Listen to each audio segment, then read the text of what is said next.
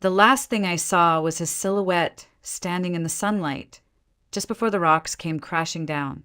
"These should keep you warm," he said, his voice low and almost loving, as if he were tucking me in for the night instead of sealing my tomb.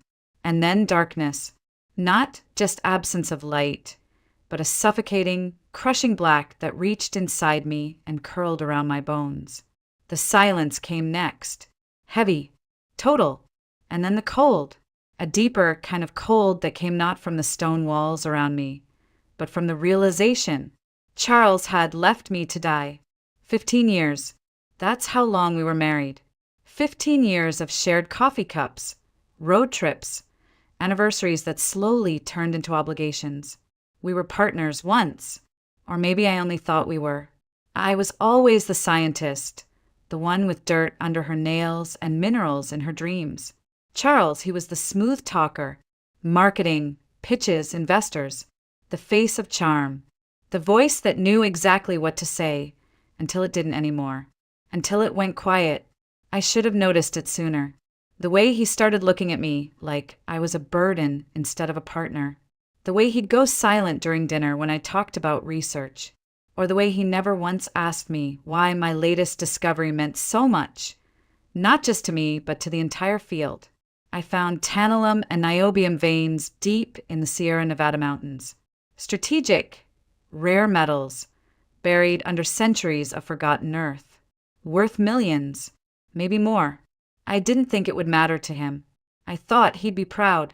When I first showed him the map, he smiled, said we should go check it out together. Just the two of us like old times. I remember laughing, thinking maybe we were finding our rhythm again. He packed the bags. I brought the charts. The drive up into the mountains was quiet but not unpleasant. We wound through forests turning amber with early fall. I pointed out rock formations. He nodded politely. We reached the trailhead by noon. The site was remote, about 200 meters uphill on foot.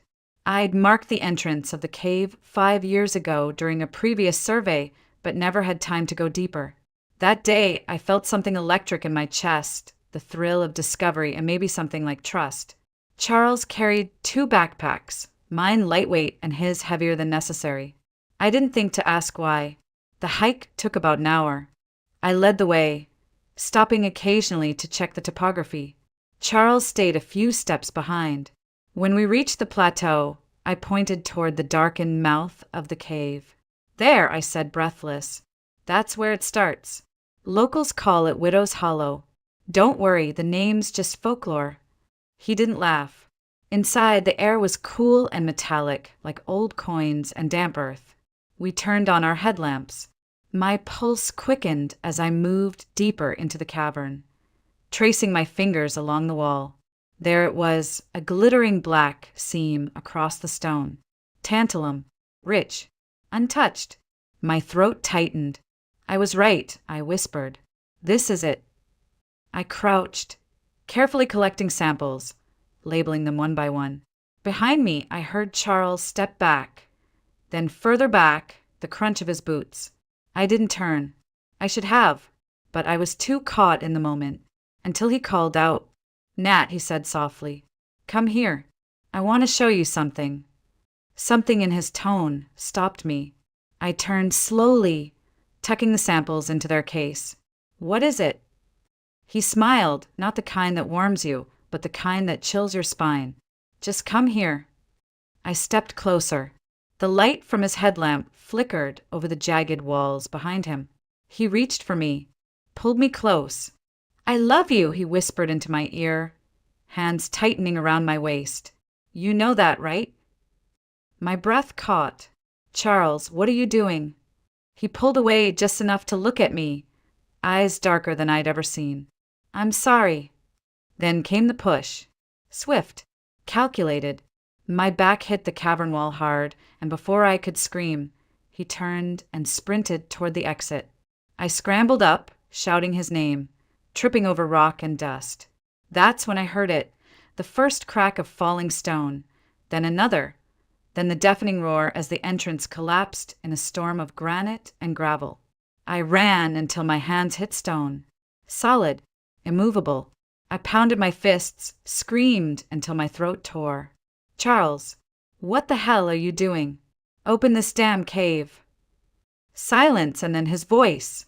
Muffled, calm, almost kind. You always loved your rocks more than me, Natalie. Now you can stay with them forever. He was gone. I pressed my forehead to the stone, breath coming in shallow bursts. This couldn't be real. He didn't just know. No, he couldn't. Not Charles. Not after everything. But even as I told myself that I knew the truth, he'd calculated every move. From the second we left Elkmont, this was his plan. I collapsed onto the floor, flashlight beam flickering across the cave's wet, glittering walls. Somewhere deeper in the tunnel, water dripped steadily, counting time in cruel rhythm. 15 years of marriage ended in one act of cold, deliberate betrayal. I was buried alive, and no one knew I was here. Or so I thought. I don't know how long I lay there, minutes? Hours? Time doesn't behave the same way when you're trapped underground. Every sound feels amplified. Every silence feels infinite. I forced myself to breathe, to stay calm, but my mind wouldn't stop racing. I thought of everything. My team back at the Institute, the grant committee waiting on updates, my sister who hadn't heard from me in weeks, and Charles. Always Charles. My hands trembled as I fumbled with my flashlight, adjusting the beam.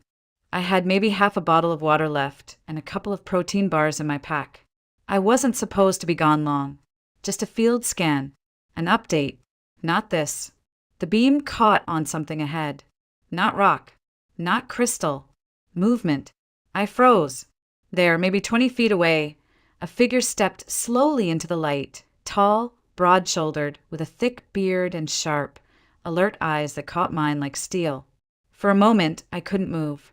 My heart pounded, so loudly I thought the cave itself would echo it back. Who are you? My voice cracked from screaming. He didn't flinch, just raised his hands, palms open. Easy, he said quietly.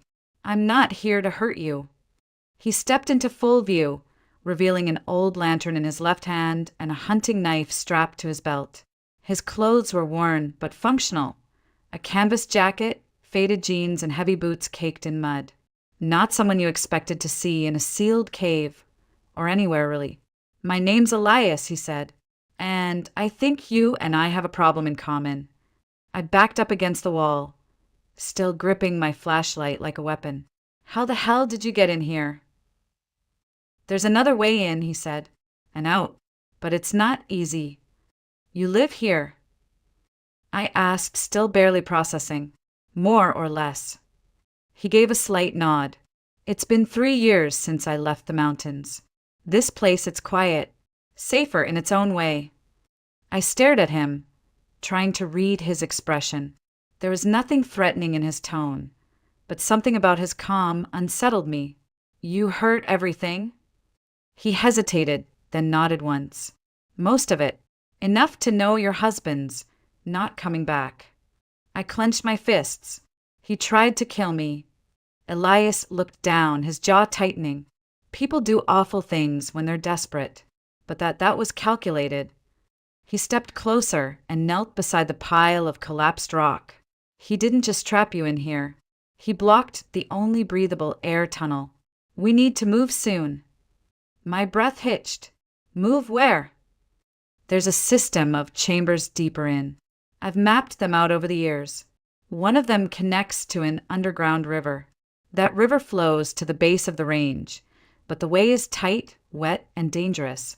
We'll need gear, food, light, but it's our best shot. I blinked. Why would you help me? He met my eyes. Because I've been on the other side. The side where someone you trust is gone. There was something raw in his voice, something I didn't know yet but felt. For a long moment, I said nothing. I just stared at the man who appeared out of the shadows, offering not explanations but survival. Finally, I nodded. We started walking. The tunnel narrowed, forcing us to move single file. The air was cold and damp, filled with the scent of mineral-rich water and something older, almost metallic. I focused on Elias's footsteps ahead of me, steady and deliberate. After about 10 minutes, we entered a larger chamber, lit faintly by his lantern. It was a room, or as close as one could get to it underground. There were shelves made of driftwood, stacked with canned food, tools, flashlights. A rolled sleeping bag in the corner. A fire pit carefully constructed under a natural ventilation shaft.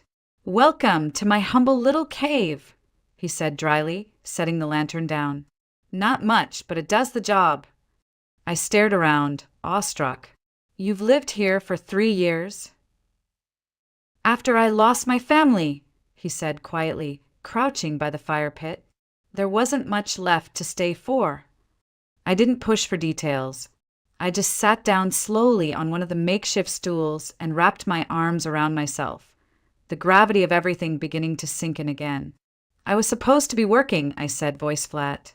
He offered to come with me, said it would be romantic. Just us. No team. No distractions. Elias looked over but didn't interrupt. "I thought we were reconnecting," I continued. But he brought gear to seal the entrance. Rope. Tools. He planned it. "Because of the discovery?" Elias asked. I nodded. "The site I found, it's worth billions. Rare earth metals." He saw dollar signs. I saw science. Elias poked the fire to life, its glow painting his face in flickering golds. "You saw purpose." He saw escape. I looked at him. "And what did you see when you first saw me in the cave?" His eyes held mine. A reason. I didn't answer. Couldn't. The warmth from the fire started to chase the cold from my fingers, but not from my thoughts. I sat in silence, listening to the occasional pop of embers, the drip of water echoing somewhere behind us. He handed me a cup of tea brewed from something wild and herbal. I took it with a shaky hand. "We'll leave before dawn," Elias said. "We'll need all the time we can get." I stared into the cup. "You think we'll make it?" His voice didn't waver. "We have to." And for the first time in hours, I didn't feel alone. We left the chamber before first light. Elias had packed everything with quiet efficiency.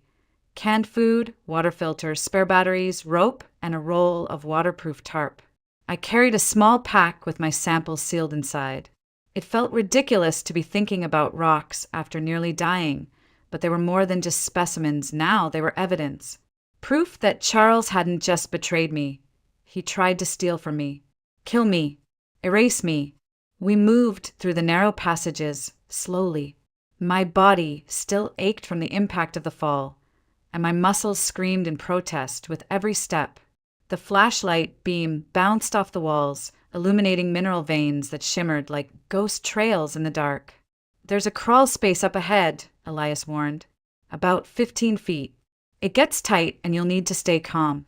If you panic, stop moving and call out." I swallowed hard. Claustrophobia had never been my issue until now. He went first, slithering into the gap with the ease of someone who had done this 100 times. I dropped my belly and followed, my breath ragged, the sound of my own heartbeat pounding in my ears. "Talk to me," I whispered hoarsely. "What do you want to know?" came his voice, steady and low, just a few feet ahead. "Anything. Tell me why you came here.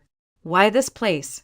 Silence for a moment, then, "My wife's name was Leah," he said, "and our daughter, Sophie. She was 9, bright, loved horses." The stone pressed cold against my chest, but his voice helped me focus. We were hiking in the Cascades. A rock slide came out of nowhere. I was trained in rescue. I knew the terrain, but I was 20 feet too far. I winced. "They were buried before I could even get to them," he continued. "I dug for hours with my bare hands, broke them bloody, found her necklace first, then her little boot." My stomach clenched, but I said nothing. I left my job after that, left everything. Came here because I thought if I could live where the silence was loud enough, maybe the guilt would stop echoing. We emerged into another chamber. I gasped, partly from relief and partly from the strange beauty around us. The walls were covered in long, delicate stalactites, their tips glittering with moisture. The floor rippled with mineral pools. Elias turned to look at me. "You okay?" I nodded. "Yeah, thanks for talking.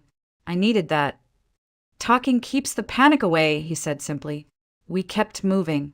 The further we went, the more the air changed. Cooler, more humid. I felt it before I heard it, a low rumble.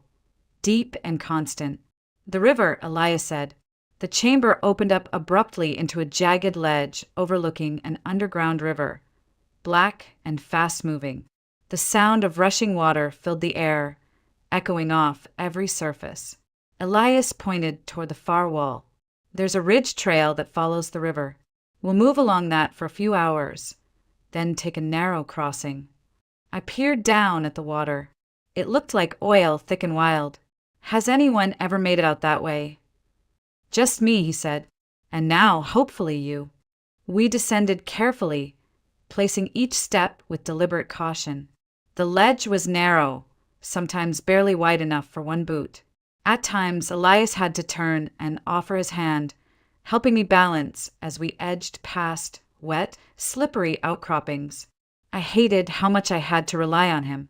I was always the one people looked to, on the mountain, in the lab, in the boardroom. But now, my life depended on the steady hand of a stranger. When we reached a wider section of the ledge, Elias handed me a protein bar and a canteen. We sat resting. "You think he's told anyone yet?" I asked. "Charles." He was silent for a beat. Then, "He's probably already made his move. Told people it was an accident, that he tried to save you." I looked out at the water. "Do you think anyone would believe that?" "They'll believe what's convenient," Elias said, "unless you give them a reason not to." I clenched my jaw. "I will." He watched me quietly. "You still have the samples?" I patted my pack. "Waterproofed and intact." "Good. You'll need them."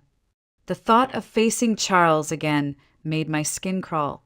Seeing his smug, calculating face, knowing he was out there, spinning the narrative while I bled in the dirt. But there was no turning back. I had survived. That meant something. Elias stood and extended his hand. "We've still got a long way to go." The trail narrowed again, forcing us to walk single file. The river roared beside us. At one point, the path disappeared entirely, and we were forced to wade thigh-deep through the icy current along the wall. "Keep close to the rock," Elias instructed. "Use the handholds. Step sideways, not forward."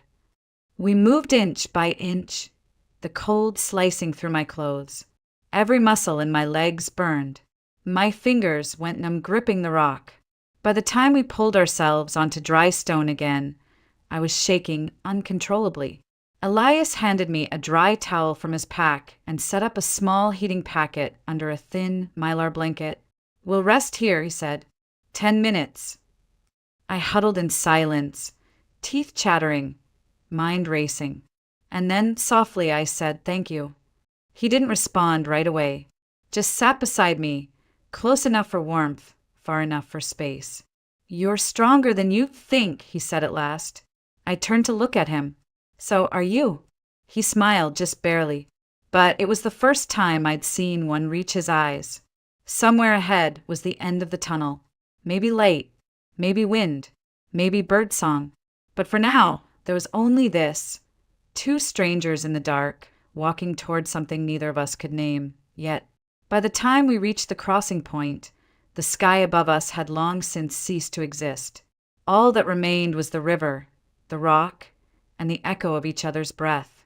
Elias stopped at a narrowing where the water pressed hard against both walls, forming a tunnel just wide enough to crawl through. "We'll have to go under," he said quietly. I stared at the current, black and churning like something alive. "How far?" 5, maybe 6 meters. It's a tight swim, but I've done it before. "I'll go first, make sure it's clear." I hesitated. "And if it's not?" His eyes locked on mine. "It is. I know the signs, the airflow, the way sound carries. There's light and oxygen on the other side, I can feel it. I wasn't sure I believed him, but I believed in him. He packed our bags into waterproof sacks, wrapped them twice, and tied them tight. Then he placed a hand on my shoulder. Keep your arms close. Don't fight the current.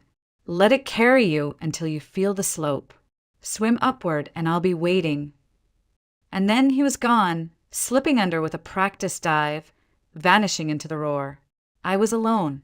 1 minute passed. Then 2. I counted every heartbeat, every echo. The walls seemed to press in. I clenched my fists to stop them from trembling. Still no sign of him. What if something went wrong? What if he misjudged? What if a splash broke the stillness? Elias surfaced on the far side, soaking wet, but smiling. He raised a hand and shouted over the noise, "Clear! You're up!" I breathed in deeply once, twice, and jumped. The cold hit like a punch. My chest seized. The world vanished in bubbles and force. The current yanked me sideways, twisted me, shoved me forward. I fought the urge to panic, keeping my body tucked, my head down.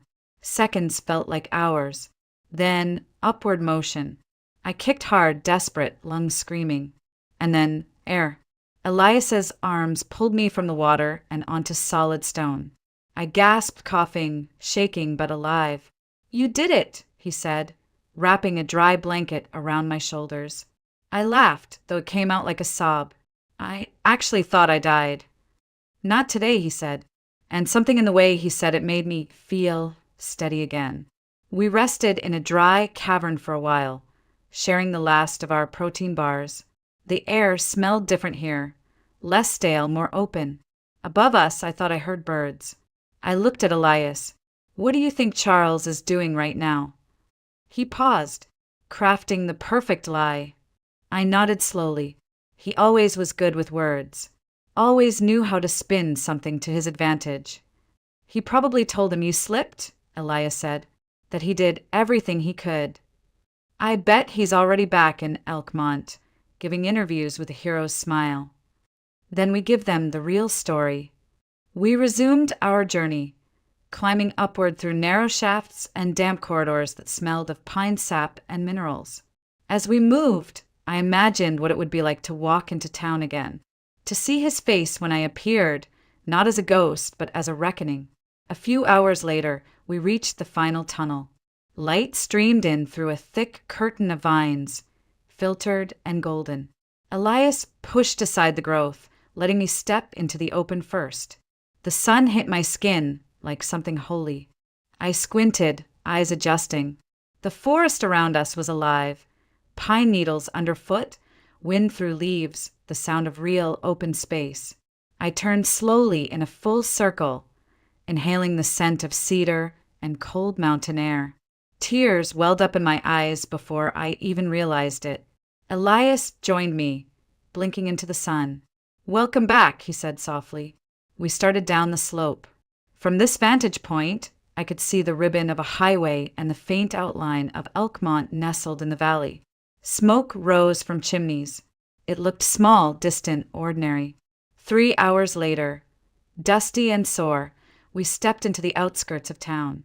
I felt like a stranger walking into someone else's dream. People stared. We must have looked like ghosts, clothes torn, covered in dust, eyes too wide. We found the local diner first. I don't know why, maybe because I needed something real. The scent of frying eggs and cheap coffee was enough to ground me.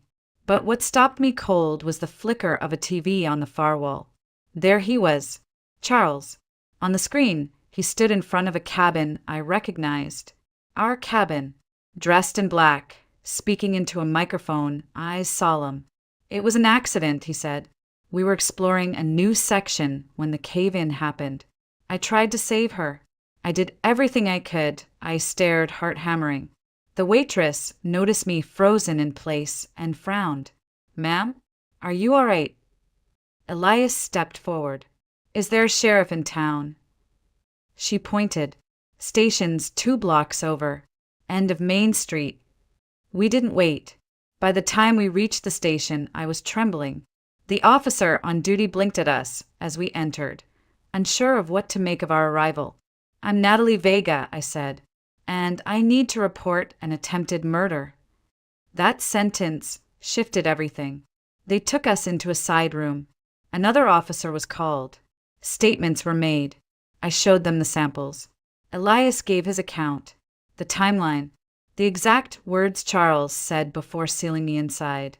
The sheriff, a stocky man with tired eyes, looked at both of us and said, "This isn't local anymore. We'll contact the county." I nodded. "Do it fast. He's moving on the discovery. He's probably already filed a death certificate." As if to confirm it, the sheriff typed something into his computer, then swore. He did. 2 days ago. Already petitioned for spousal inheritance of intellectual property. I closed my eyes for a second. Then I need to prove I'm alive, and that it was my discovery, not his. "You've got more than enough," Elias said beside me. I opened my eyes and looked at him. For the first time in 4 days, I believed he might be right. The next morning, I woke up in a borrowed flannel shirt and jeans that didn't fit. The motel room smelled like old cedar and bleach, but after 3 nights in a cave, it may as well have been the Ritz. Elias had taken the room next door. He knocked once just after sunrise. "They've set it up," he said. "Where?" "Back at the site. County detectives will be there. Investors, too. He thinks he's about to close the deal." I nodded. "Then let's ruin the ending." It took 2 hours to drive back into the mountains. The authorities had arranged everything. Officers in plain clothes, hidden cameras, marked vehicles just out of sight. I rode in silence in the back seat of an unmarked cruiser, staring out the window at the winding roads and the trees that had almost become my grave markers. Charles had no idea. From behind a thicket of trees, I saw his Jeep parked near the site. Another black SUV sat nearby, probably the investors. I could hear his voice before I saw his face, laughing, charming, hands waving in that familiar pitchman rhythm. God, he was good. Detective Morgan leaned back in his seat beside me. "We'll let him talk first. Once we hear enough, we move. When we give the signal, you come forward." I nodded once. I wasn't shaking. I thought I'd be shaking. Out of sight, a hidden microphone picked up every word. "It was hard," Charles was saying. "She was brilliant, passionate, but the cave-in was brutal. I barely made it out alive. I tried everything to get her out, but the rocks were unstable." He paused, his voice breaking a little. "She died doing what she loved. And now, I just want to honor her legacy." The investor's voice came through the feed. "We're very sorry for your loss. The preliminary report shows a promising mineral yield. Once the inheritance clears, we're close," Charles replied, "just waiting on the final paperwork." The detective leaned forward, whispered something into the radio. "Time," he said. I opened the car door and stepped out onto the gravel. The sound of my boots startled the birds first, then the men. Charles turned mid-sentence. His face went white, like actually white, not pale, ghost white. Eyes wide, mouth half open, breath caught in his chest. "Hello, Charles," I said evenly. He took a step back. "Natalie, surprised to see me?" I walked toward him slowly, aware of the complete silence around us. The officers behind me fanned out quietly. "I imagine you already started planning my funeral." I caught the TV interview. Very moving. I don't understand," he stammered. There was a cave-in. You caused it," I cut in. "You brought rope tools. You blocked the only exit and told me, and I quote, 'These rocks should keep you warm forever.'"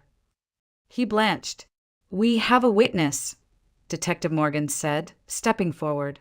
"We have physical evidence. We have recordings. Charles Vega, you are under arrest for the attempted murder of your wife, Natalie Vega." One of the investors swore under his breath. Charles didn't resist. He just stood there as they cuffed him, staring at me like I'd crawled out of his nightmare. Maybe I had. As they let him past, he tried one last time. "Natalie, it wasn't supposed to be like this. Don't," I said softly. "You buried me, and you thought no one would ever find the truth. But the truth was already in the walls. You just didn't know it had a voice. The officers led him away. I stood still. I thought I'd feel victorious, vindicated, but all I felt was tired. I walked back to the SUV. The investors didn't follow.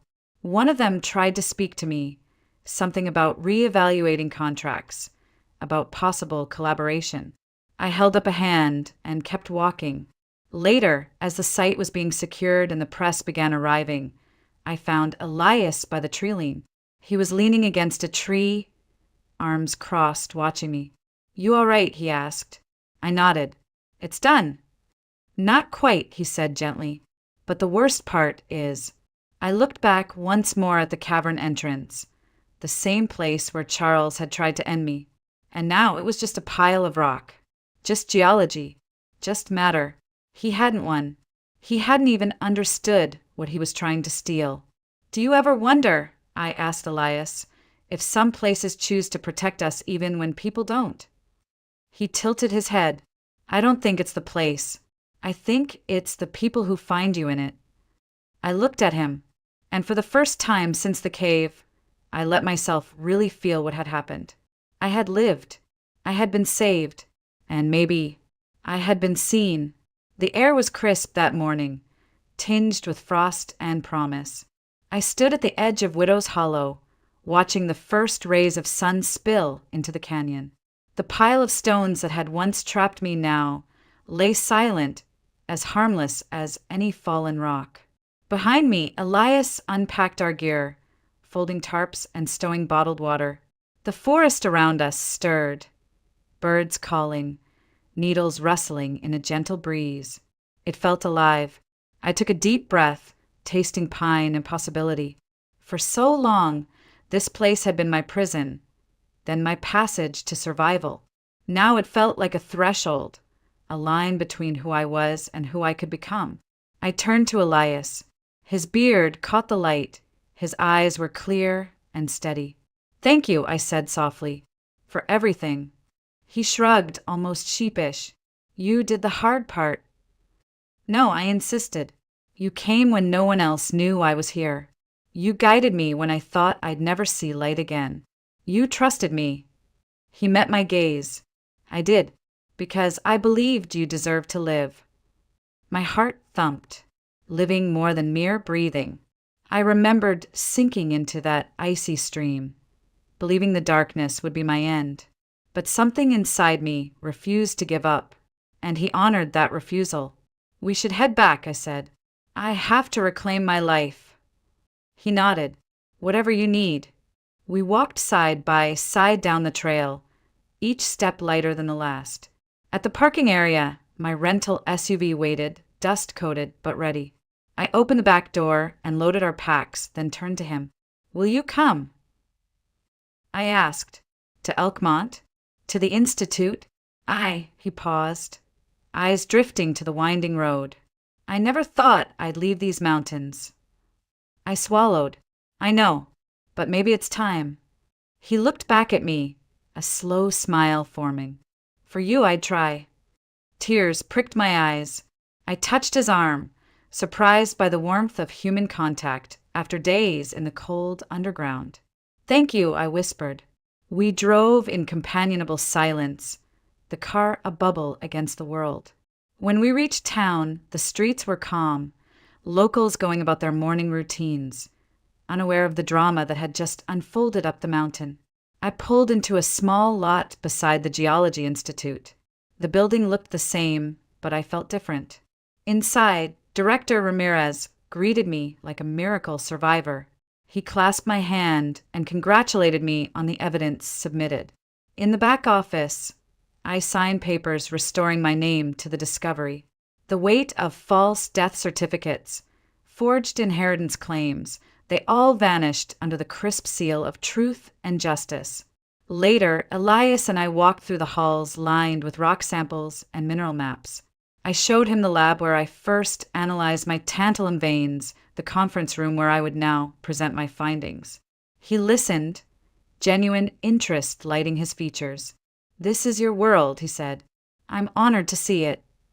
I laughed, light-free. And you? Where do you belong now? He considered, then replied, somewhere between the silence of the caves and the heartbeat of humanity.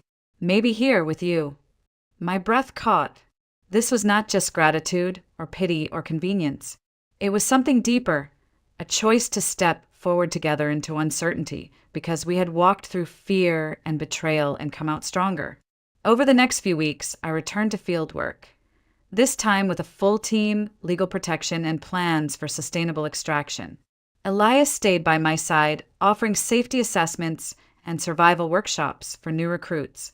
The institute renamed the discovery Vega Ridge in recognition of my work.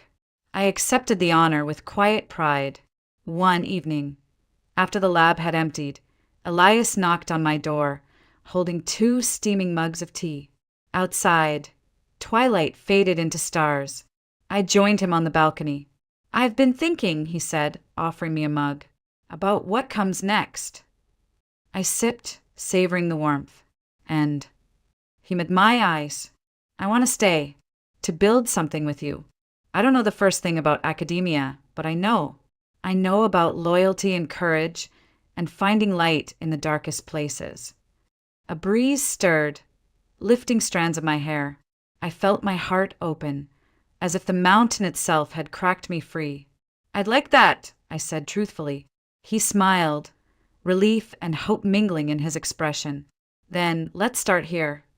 We clinked mugs, and the sound echoed softly under the night sky. I thought of Widow's Hollow, once my grave, now a symbol of resilience, and of the man who rescued me, who chose to believe in me before anyone else did. The world beyond these mountains was vast and unpredictable, but for the first time I wasn't afraid. I had my discovery back, my voice restored, and beside me was someone whose unwavering faith had saved my life. As the stars wheeled overhead, I whispered a promise to honor this second chance, to live fully, to never let darkness bury my truth again. And I knew this was only the beginning.